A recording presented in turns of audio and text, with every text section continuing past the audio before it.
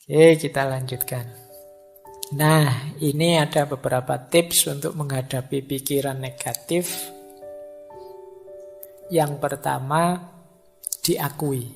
Ngaku saja kalau saya masih negatif pikirannya, tidak apa-apa. Karena kalau tidak ngaku ya tidak ada perbaikan. Kalau tidak terima ya tidak ada cara untuk jalan keluarnya. Tapi ayo kita terima, iya Pak, saya itu masih sering berpikiran negatif. Saya itu masih sering mikirnya jelek-jelek terus. Nah, kalau sudah ngaku, ayo coba luangkan waktu mikir sebentar. Kenapa sih aku kok berpikirnya seperti ini ya? Sumbernya dari mana? Asal-usulnya dulu gimana kok aku ini jadi negatif sekali? Terus coba dihitung untungnya apa sih pikiran ini untukku? Atau alasannya apa? Buktinya apa kalau pikiranku ini benar? Atau jangan-jangan hanya ketakutanku saja? Terus tanyakan juga, apa pikiranku ini sudah tidak teratasi, tidak bisa diubah? Mestinya ya bisa ya. Atau aku perlu tidak bantuan orang lain untuk mengatasinya? Nah, coba dijawab pertanyaan-pertanyaan ini untuk menyingkirkan pikiran negatif. Kalau sudah tuntas menjawab, ketahuan asal-usulnya, langkah ketiga yaitu reframing. Kita frame ulang. Kalau tadi melihat sisi negatifnya, sekarang saatnya melihat sisi positifnya. Nah, tema malam hari ini kan bersih-bersih pikiran negatif. Antara lain caranya ini. Kita akui, kita uji, dan kita bikin frame ulang yang positif. Jadi nanti kita masuk bulan Ramadan, perspektifnya sudah jernih, sudah positif. Oke. Nah, ini pikiran positifnya. Cara untuk melatih berpikir positif adalah yang pertama, ayo mengenali kelebihan-kelebihan dan keberhasilan-keberhasilan kita. Tidak ada orang itu yang hidupnya negatif terus. Pasti pernah mengalami hal-hal positif. Bila perlu ditulis. Boleh teman-teman kalau ada waktu ya, bawa kertas atau buku tulisan. Kelebihanku itu apa saja sih kira-kira? Nah, 1, 2, 3, 4, 5 apa saja. Pasti ada kok kalau teman-teman jeli.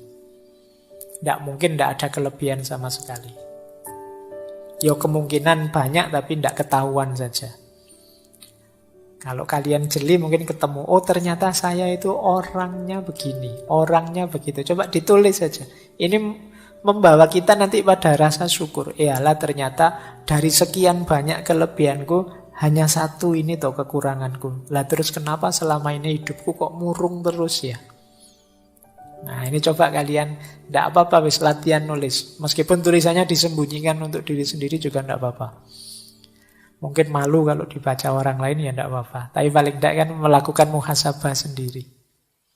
Apa kelebihan-kelebihanku? Boleh juga capaian-capaianku. Alhamdulillah Pak, saya dulu bisa lulus TK tepat waktu. Misalnya, loh, itu kan prestasi. Mungkin ada yang TK-nya tidak tepat waktu. Nah, jadi dan banyak capaian-capaian yang lain. Gitu loh. Saya selalu sukses Pak tiap bulan menghabiskan kiriman orang tua. Wah, situ. Alhamdulillah. Barokah berarti kirimannya orang tua. Iya Pak, selalu bisa saya habiskan dengan sukses. Coba ya kamu hitung capaian-capaian. Banyaklah mesti, tenang saja. Saya berhasil membuat dosen saya marah, Pak. Itu juga. Baik, ya capaian yang baik ya. Nanti kamu tulis, biar apa? Biar yang kedua masuk. Gimana caranya kamu bisa bersyukur. Kalau kamu sulit menemukan kelebihan atau capaian hidup, prestasi, tapi yang kedua ini pasti kamu ketemu. Hal-hal yang bisa disyukuri. Mudah untuk mencari hal yang bisa disyukuri. Kalau kalian sulit, bandingkan dirimu dengan orang yang situasinya lebih sulit darimu. Dan itu banyak. mungkin kamu masih sehat lah, mungkin kamu masih hidup lah, mungkin kamu masih bisa ketawa lah, mungkin banyak hal yang bisa kamu syukuri. Nah, ini akan banyak mengubah hal yang negatif jadi positif. Terus cari circle yang positif. Cari teman yang juga positif. Kalau temanmu negatif semua, ya lama-lama kamu terpengaruh negatif. Cari teman yang enak, diajak bersama-sama, yang mikirnya selalu yang baik-baik, membooster semangatmu.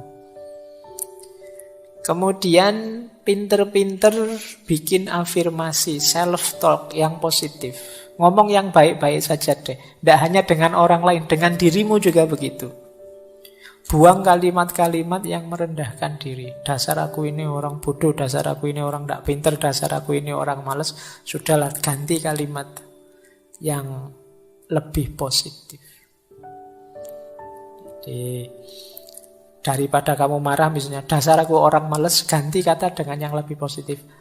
Ternyata aku ini orangnya penggemar rebahan. Nah, tidak apa-apa kan, bukan kalimat yang negatif. Ternyata aku orang ini yang pintar menikmati waktu luang misalnya. Nah, ya nama lainnya males.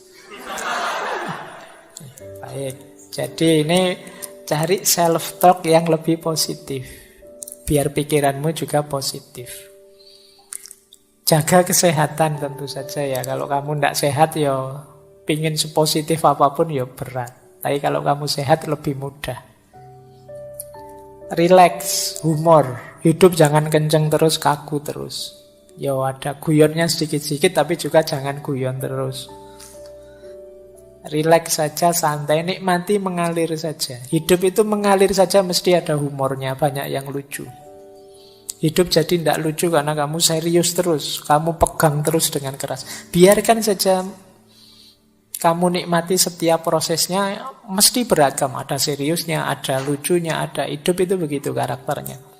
Kok hidup itu seragam? Kok ini rasanya humor terus, Pak? Ada yang tidak beres. Kamu berlebihan di situ. Atau kok serius terus, Pak? Ada yang tidak beres. Kamu ada yang berlebihan pasti. Secara natural hidup itu pasti ya ada naik, ada turun, ada serius, ada humor. Terus banyak belajar hal baru. Jadi banyaklah belajar tentang yang baru-baru. Yang baru ini menarik. Biar kamu tidak sibuk dengan pikiran-pikiran lama yang negatif. Nah, jadi setelah dibersihkan tadi, diisi dengan yang positif. Memulainya dengan hal-hal ini. Terus kita lanjut lagi ya. Nah, ada teori yang menarik. Ayo belajar dari positivitasnya anak kecil. Anak kecil itu berpikirnya sangat positif. Anak kecil itu dia ingin tahu apa saja, ingin mencoba apa saja, melakukan hal-hal yang pintar, kadang-kadang juga hal-hal yang konyol. Mereka juga bertengkar dengan temannya tapi terus rukun lagi. Mereka jatuh ya bangun lagi. Kalau gagal ya penasaran diulang lagi. Mereka bisa kecewa tapi gampang punya harapan baru. Mereka juga punya ketakutan tapi segera setelah itu mereka tetap bisa ceria, bisa gembira. Kalau sedih ya mereka nangis, tapi tidak lama terus lupa, bisa ketawa-ketawa lagi. Itu enak, nyaman kalau anak kecil. Ini yang disebut positivitasnya anak kecil. Kalau kita kan tidak. Kita setelah jatuh itu bangunnya lama. Ada putus asanya, ada mengeluhnya, ada nyanyi-nyanyinya. Panjang kita. Tidak bangun-bangun. Kalau sudah kecewa, wah kita dendamnya bisa sampai ujung dunia. Kalau anak-anak itu habis bertengkar, orang tuanya ikut belani bertengkar. Dia sudah rukun, orang tuanya masih bertengkar. Itu positivitasnya anak kecil. Jadi hidup jadi ringan. Wajar saja. Tidak ada anak kecil itu kok suudzon apa tidak ada. Ya mikirnya positif terus. Jadi pikirannya selalu positif. Nah, fakta ini menunjukkan berarti pikiran negatif itu tidak fitrah, tidak fitri. Itu buatan. Pengaruh dari luar. aslinya kita secara murni itu positif. Buktinya apa? Anak-anak yang belum banyak terpengaruh macam-macam itu sangat positif hidupnya. Tidak ada anak kecil itu yang dendam, tidak ada anak kecil itu yang putus asa, terus menganggap dunia ini gelap kalau begitu. Tidak begitu, tidak ada. Biasa saja. Mereka ya kalau ingin apa-apa ya kadang tidak terpenuhi ya nangis. Tapi setelah nangis terus ya biasa, bisa ketawa-ketawa lagi. Jadi ini namanya belajar positivitas dari anak kecil. Jadi itu tadi ya teman-teman, babak pertama kita belajar bagaimana caranya mengatasi negative thinking. Baik, alhamdulillah hujan. Ya kan positif itu kan alhamdulillah. Kamu jangan mikirnya waduh hujan ini pulangnya gimana, masih negatif berarti. Ayo yang positif lah. Baik, ya tapi tetap saja yang helmnya tadi menghadap ke atas.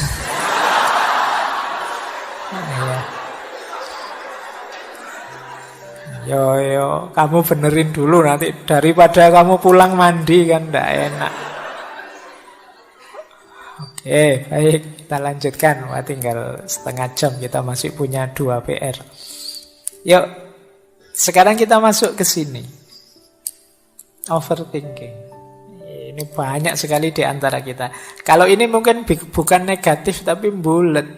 Kamu terjebak di dalamnya. Overthinking itu satu keadaan, itu tulisannya kecilikan kurang besar itu. Nanti kamu besarkan sendiri. Satu keadaan di mana orang terlalu banyak menghabiskan waktu memikirkan sesuatu tanpa mengarah pada solusi yang efektif. Orang overthinking itu mikir di situ terus tidak pindah-pindah. Yang membuat dia stres, depresi sendiri. Jadi berpikir yang tidak perlu, yang harusnya tidak dipikir malah dipikir. Berpikir yang tidak tepat. Mikirnya jangan bagian itunya, itu di luar kuasa kita. Tapi kita tetap ngeyel mikir di situ. Atau berpikir yang terlalu banyak. Tidak ngerti kapan stop. Mikir juga harus ngerti kapan stop. Pak, saya sudah buntu, Pak. Ya sudah buntu, ya berarti stop. Buntu kamu ngeyel terus, yo stres kamu. Ini jalannya gimana ya? Saya membaca buku kok tidak paham-paham. Kamu pikir tidak paham, ya sudah ditutup. Kalau enggak, kamu nanti overthinking. Jadi beban besar di kepalamu. Harus ngerti apa yang perlu dipikirkan, mana yang tidak perlu dipikirkan. Harus tahu kalau memang saya pikirkan bagian mana yang harus saya pikirkan. Kalau sudah pas bagian yang saya pikirkan, mampu tidak saya mikir ini? Bisa tidak nyampe solusi? Kalau tidak ya sudah mandek. Sesuai porsinya. Jadi, dan arahnya ke solusi bukan ke masalah. Banyak orang mikir itu fokus di masalahnya, akhirnya bulet. Ditawari solusi apapun, dicari masalahnya. Kalau pakai solusi ini gimana? Loh, kalau solusi itu kan nanti jadi begini efeknya. Ya sudah, solusi ini saja. Jangan, kalau solusi itu nanti ada masalah ini. Ya sudah, solusi yang ini. Apalagi yang itu, Pak, nanti ada masalah ini. Ini namanya overthinking. Jadi mikir yang tidak ngerti kapan harus berhenti. Kamu fokus di masalah terus. Tidak ketemu-ketemu solusi. Kalau ketemu solusi, kamu tanya lagi, kamu pertanyakan lagi, kamu permasalahkan lagi. Akhirnya ruwet, jadi bebanmu. Nah, ini overthinking. Semoga nanti masuk Ramadan yang overthinking bisa sembuh. Iya, karena penyakitnya anak-anak hari ini itu kan pengaruhnya medsos itu overthinking sudah. Pak, saya kok lama sekali tidak dapat pasangan, Pak. Nah, itu banyak yang mengeluh. Ya sudah cari tidak dapat ya Pak. Ya sudah, kamu tunggu saja. Lah nunggu sampai kapan Pak? Sulit menghadapi orang overthinking itu. Baik, kita lihat ya. Saya langsung saja ya, ini waktunya masuk ke solusi menghadapi overthinking. Yang pertama, mengatasi overthinking. Overthinking itu ya bahasa Indonesianya semacam beban pikiran. Orang overthinking itu biasanya sering mengatakan hal-hal negatif tentang dirinya sendiri. Saya apa bisa ya Pak, saya apa mampu ya Pak, saya kok begini Pak, saya kok begitu. Ini overthinking. Jangan lupa kalau kita hanya mengatakan hal-hal yang negatif seperti tadi, ya otak kita akan menganggapnya kita memang seperti itu. Kalau otak menganggap kita seperti itu, ya kita menjalani hidup seperti itu. Maka sejak tadi di antara tips dari saya adalah buang jauh-jauh self-talk yang negatif. Kalian semua itu istimewa. Jadi tidak ada yang tidak istimewa. Setiap orang itu istimewa. Hanya saja ada yang kurang memahami dirinya atau tidak mau memahami dirinya atau terlalu banyak melihat diri secara negatif. Tadi sudah ada caranya ya untuk mewujudkan hal yang positif. Yang kedua, orang overthinking itu biasanya cara berpikirnya seandainya atau seharusnya. Seandainya kemarin saya begini, seandainya kemarin saya begitu, harusnya saya kemarin begini. Kok coba zaman SMA dulu saya agresif dikit saja, mungkin ya sekarang sudah dapat lah. Misalnya, kamu menyesal kemarin udah begitu. Orang seandainya atau orang yang berpikir seharusnya itu orang yang tidak rela dengan yang terjadi kemarin. Padahal peristiwanya sudah berlalu. Kita tidak dapat mengubah masa lalu. Bahkan sedetik yang lalu pun tidak bisa kita ubah, sudah lewat. Kok kamu seandainya sekian puluh kali pun, ya yang sudah lewat. Kecuali kamu main film Avengers terus balik ke masa lalu. Jadi yang normalnya yang sudah lalu yang berlalu. Kita pakai seandainya 1000 kali pun yang sudah lewat tidak akan kembali lagi. Maka ayo kuncinya apa? Relakan yang sudah lewat, sepahit apapun itu. Yang bisa kita lakukan apa? Ambil pelajaran. Oh ternyata saya menyesal Pak, dulu zaman SMA saya itu terlalu pendiam. Oh berarti sekarang saya jangan terlalu pendiam deh. Nah, ini mengambil pelajaran dari dulu. Saya rugi Pak ya dulu. Pernah ada yang mendekat-dekat loh Pak, saya cuek ya. Berarti besok ambil pelajaran itu jangan cuek lagi. Nah, ini namanya ada manfaatnya masa lalu. Tidak hanya disesali, tapi diambil pelajaran. Relakan yang sudah terjadi, ambil pelajaran untuk masa depan.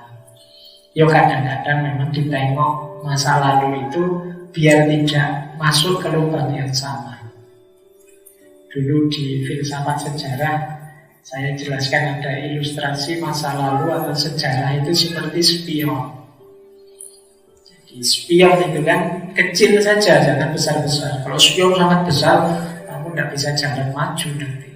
Terlalu fokus pada masa lalu, itu kan spionnya terlalu besar. Kamu fokus di belakang terus, akhirnya kamu tidak maju-maju. Spion itu kecil saja, kamu jalan ke depan. Sekali-sekali dilirik. Jadi biar kamu selamat kan lihat spion sekali-sekali. Dan jangan lihat spion terus, naik motor lihat spion terus ya. Jadi masa lalu jadi pelajaran. Jangan masa lalu jadi beban. Beban seandainya dan seharusnya. Laula kalau bahasa di kitab kuning. Seandainya begini, seandainya begitu. Jangan. Masa lalu relakan saja. Baik, lanjut. Untuk mengatasi overthinking, kadang-kadang penting kita kenali ketakutan-ketakutan kita.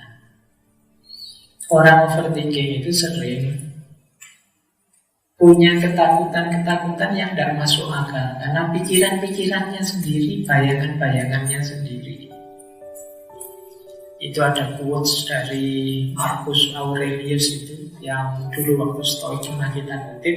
Kita itu lebih sering menderita karena bayangan kita dibandingkan oleh kenyataannya. Padahal dialami langsung biasa-biasa saja, tapi sebelum ngalami itu pikiran kita, wah jangan-jangan begini, jangan-jangan begitu. Kayak orang vaksin itu. Aku sebelum disuntik kan, aduh sudah mengeluh dulu sakit ini nanti, aduh gitu. Begitu disuntik terus ya sudah selesai. Bayangkan modal tadi ngeri kamu bayangkan, ada jarum kecil menusuk neng daging ini terus dalam sakit ini. Kamu belum disuntik sudah meringis-meringis. Itu namanya menderita dalam imajinasi. Bayanganmu saja. Nah, maka apa? Jalani saja. Nanti kamu tahu bahwa ternyata tidak sengeri yang kamu bayangkan. Saya pengen sih Pak menikah, tapi apa bisa ya membahagiakan pasangan saya? Apa bisa saya membuat dia rela dengan saya? Apa bisa ketahuan mikirin nikah saja? Nah, nanti kamu tahu caranya, guys. Jadi, kalau ada masalah Pak, diselesaikan sambil jalan. Kalau bisa, tidak bisa sambil jalan Pak, ya sambil tidur. Jadi kita itu sering hanya tersiksa oleh bayangan-bayangan pikiran. Ayolah, jangan terlalu banyak overthinking. Berpikir itu bagus, tapi overthinking jangan. Jadi, ayo dikenali ketakutan-ketakutan kita, kemudian dilampaui. Cara melampaui paling mudah apa? Segera diputuskan, ambil tindakan. Jadi biar nggak terlalu banyak bahas. Kayak di organisasi itu biasanya sewenang-wenang rapat, apa-apa dibahas, panjang lebar di rapat. Padahal eksekusinya ya begitu-begitu saja. Cuma rapatnya bertele-tele, kadang-kadang rapat nggak ada keputusan. Keputusan rapat ini adalah kita rapat lagi gitu. Banyak yang seperti itu. Ayolah, eksekusi lah lebih penting. Nah, biar tidak terlalu jadi beban pikiran. Baik, lanjut. Ya, kalau ini sudah banyak dijelaskan. Ayo menikmati saat ini. Orang yang overthinking itu biasanya terjebak di masa lalu atau ketakutan akan masa depan. Lupa bahwa masa kini itu indah, banyak hal bisa dinikmati kok. Fokus pada yang ada di hadapan kita sekarang. Jadi, ini caranya untuk tidak terjebak overthinking. Baik. Nah, kalau ini tadi sudah dijelaskan, mengatasi overthinking antara lain juga adalah fokus pada yang bisa dikontrol. Kalau yang tidak bisa dikontrol ya sudah, pasrahkan saja pada Tuhan. Di luar kuasa kita, pikirannya orang lain, tanggapannya orang lain, situasi yang jauh di luar kendali kita, itu ya tidak bisa kita kontrol. Kalau kita menggelisahkan itu, ya kita akan stres sendiri. Gimana ya Pak caranya mengubah agar dunia ini tidak terjebak oleh alat-alat digital? Terlalu besar kamu mikir dunia, kok kamu mikir lulus semester depan. Yang dalam kontrolmu saja, jangan mikir gede, terlalu jauh, terlalu besar. Fokus yang bisa kamu kontrol saja, sekitar-sekitarmu, duniamu sendiri yang kecil kamu bereskan. Mikirnya terlalu besar, ya nanti kamu jadi overthinking. Pak, saya ingin mengubah Indonesia ini 5 tahun lagi jadi negara yang royong. Kamu kuliah tidak lulus. Bereskan dirimu dulu. Jadi yang bisa kamu kontrol, biar kamu tidak overthinking. Nanti kamu stres dulu. Mau hidup cuma sekali, isinya kok stres terus gak ada enak. Jadi nanti kalau kamu dihisap sama Allah, ditanya, kamu tak beri nikmat sebanyak itu, kamu buat apa? Saya stres ya Allah. Itu kan gak enak. Kamu dianggap gak bersyukur kan? Baik. Nah, ya, overthinking sudah ya. Nanti kalau ada yang belum di refresh, kita dulu pernah ada satu sesi overthinking. Saya tambah, ini agak sedikit. Yang tadi, dirty mind, pikiran kotor. Jadi, ini ya anak-anak muda ini kan sering bersentuhan dengan ini. Sesuatu yang membuat pikiran keruh, kotor. Bukan berarti ini tidak penting, tapi ada yang tidak boleh atau ada yang belum saatnya. Nah, pikiran-pikiran kotor ini mempengaruhi kita. Agar kita tidak terjebak di pikiran-pikiran yang kotor, ayo digusur pikiran ini. Orang Jawa menyebutnya utek ngeres. Pikirannya gitu-gitu dulu. Kalau utek itu ngeres, pikiran itu kotor, ya seperti saya bilang kacamata tadi dulu, melihat kemana-mana, ya bayangannya orientasinya ke situ. Tidak peduli situasi apa yang dibunyikan itu. Nah, untuk menggusur pikiran yang kotor ini, pertama ayo dikenali dan dihindari pemicunya.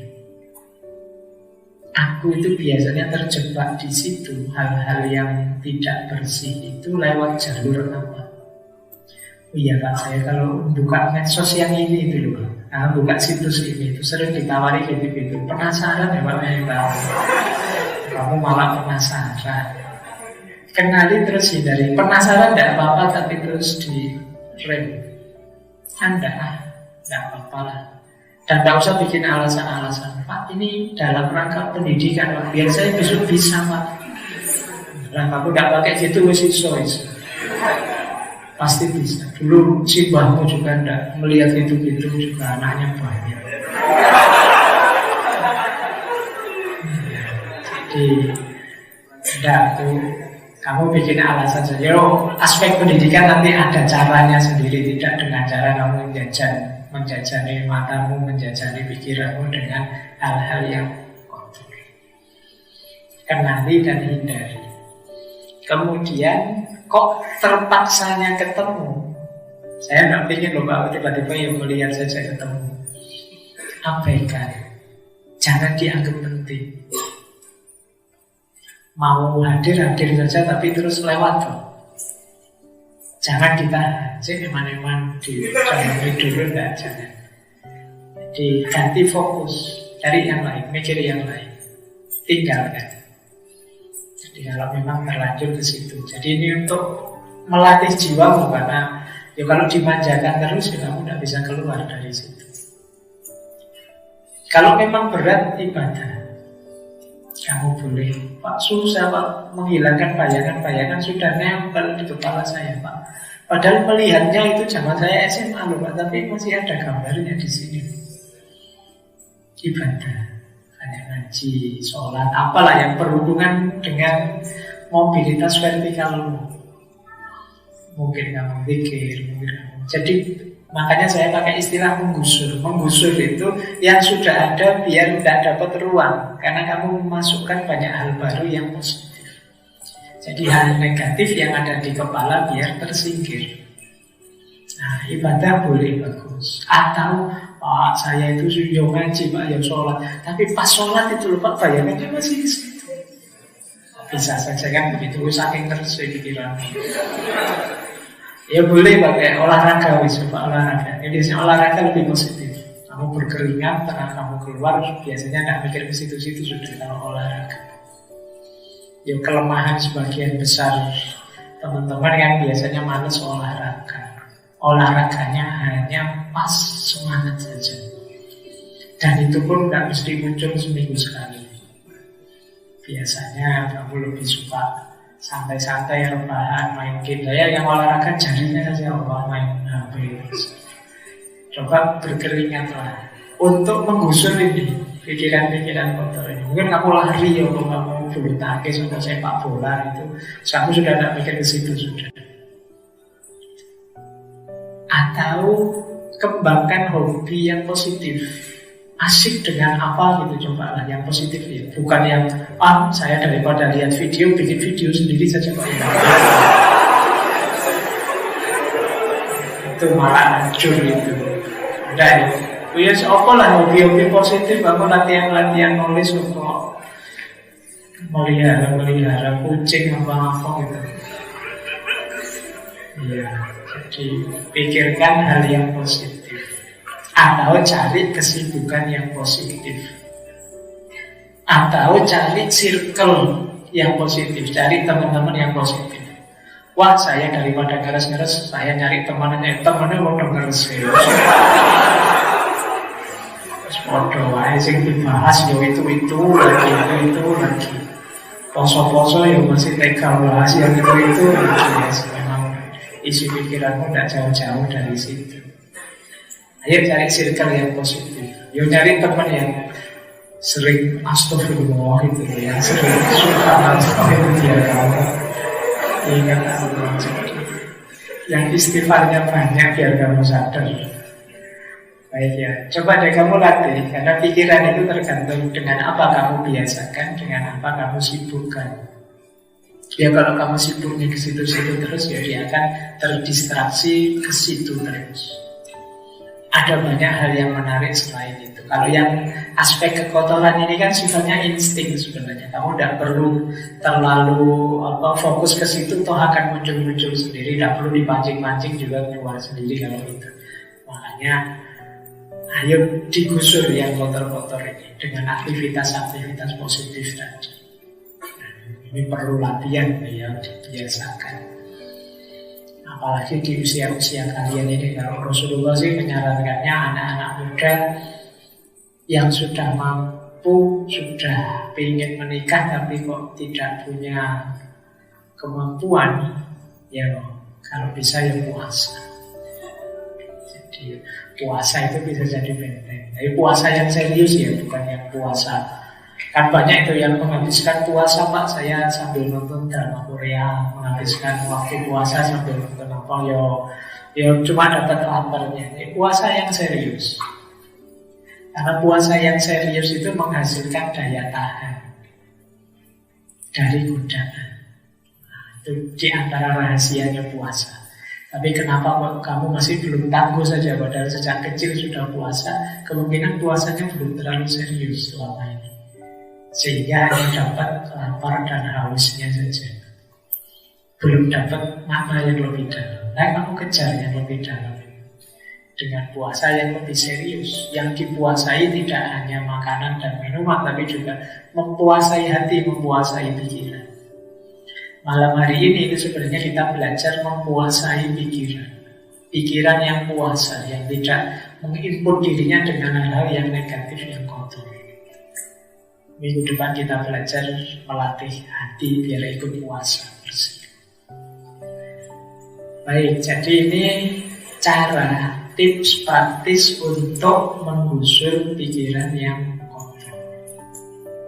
Nah, ada kalimat yang bagus ini untuk renungannya teman-teman. Air di lautan yang luas takkan pernah sanggup menenggelamkan sebuah perahu kecil di atasnya, kecuali perahu itu dimasuki oleh air. Demikian juga dengan kehidupan kita ini. Segala hal negatif, jahat, buruk akan selalu ada di sekeliling kita. Namun semua itu tidak akan mampu menenggelamkan kita, kecuali kita membiarkannya masuk dalam pikiran kita. Jadi kita tidak akan mungkin tenggelam kecuali kita sendiri yang memasukkan air itu di kapal kita. Maka di situ kuasanya pikiran. Maka tadi saya sarankan, yuk hati-hati dengan yang kita inputkan, yang kita masukkan di kepala kita, di pikiran kita. Itu akan jadi kunci kita akan selamat ataukah tenggelam. Kalau kita tidak hati-hati, kita bisa saja habis tenggelam. karena kita sendiri yang memasukkannya. Tapi kalau kita punya daya tahan untuk tidak memasukkan air ke kapal kita, tidak memasukkan yang buruk-buruk ke kepala kita, insya Allah dahsyat apapun ombak dan air, ya kita tidak akan tenggelam. Tenggelam itu ketika air masuk di kapal kita. Nah, jadi kalau ada air, kalau ada hal yang buruk negatif di kepala, cepat-cepat dikuras, dibersihkan, biar kita tidak tenggelam. Ini mungkin pelajaran dari kisahnya Nabi Nuh. Nabi Nuh itu kan secara fisikal memang dilanda banjir besar, tapi selamat karena kapalnya tidak dimasuki air. Nah, jadi ini pelajaran besar. Kenapa malam hari ini kita belajar bersih-bersih pikiran, biar nanti kita tidak tenggelam. Nah, ada quotes bagus untuk menutup sesi kita malam hari ini. Yang pertama, mari jadi orang yang berani meminta maaf. Yang kedua, mari jadi orang yang tangguh, yang mau memaafkan. Yang ketiga, mari jadi orang yang bisa melupakan yang kemarin-kemarin sudah terjadi, yang membebani pikiran kita, baik dalam bentuk pikiran negatif, beban berlebih overthinking, maupun pikiran-pikiran kotor. Mari kita buang, kita lupakan. Itu akan jadi jalan kebahagiaan kita. Yang pertama minta maaf adalah yang paling berani. Yang pertama memaafkan adalah yang paling kuat. Yang pertama melupakan adalah yang paling bahagia.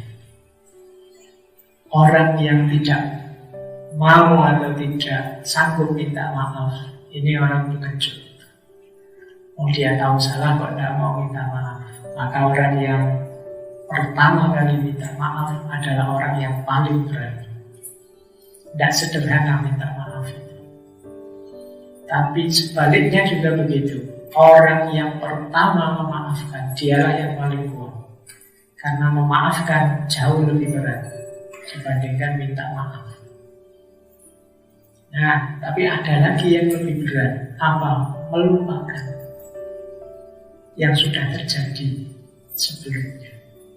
Melupakan ini kan yang jadi beban pikiran. Membersihkan pikiran itu kan membuang, melupakan segala hal yang negatif sebelumnya terjadi. Orang yang bisa melupakan, dia akan jadi yang paling bahagia. Tapi orang yang sulit melupakan apapun yang terjadi kemarin-kemarin, diingat-ingat terus, apalagi dicari terus jejak digitalnya. Nah, sekarang kan begitu modelnya, ya kamu akan sulit bahagia. Untuk bisa bahagia, kamu harus punya daya melupakan. Ya bukan berarti melupakan itu tidak ingat semuanya, tapi membypass, melampaui hal-hal yang kemarin sudah terjadi, relakanlah. Maka kita akan bahagia.